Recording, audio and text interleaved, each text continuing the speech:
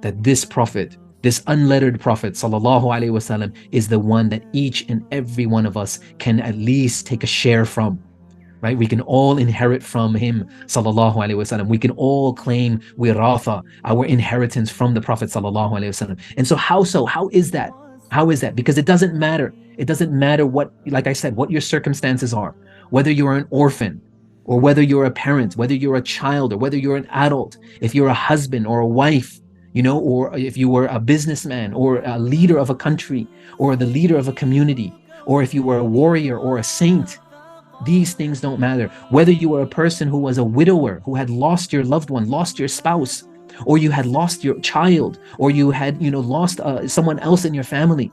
These things don't matter. Whether you were a person who was rich or whether you were poor, the Prophet ﷺ is your example. Whether you were an outcast, cast away from your community, expelled from your land, or whether you were a refugee, the Prophet ﷺ, he is your example.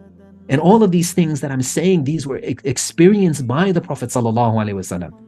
That's why he's our greatest example. It doesn't matter whether you suffered from persecution or whether you went through tests and whether you went through trials. It doesn't matter. The Prophet ﷺ is your example. Or whether Allah Azza wa Jal has granted all of the du'as that you have made, or whether Allah Azza wa Jal has withheld those du'as and they are still yet to come to fruition. It doesn't matter. The Prophet ﷺ is that person who is our example. And if you're happy, if you're sad, if you're angry, if you're mad, if you're in need of patience, if you're being tested, the Prophet ﷺ is the example to any person in every and all of these situations. So this is something from his seerah, from his life. And we're not going to get into the life of the Prophet ﷺ per se, but all of these things were experienced by the Prophet ﷺ, and that's why it's so important for us to learn from his example, take from his life, take from his teachings.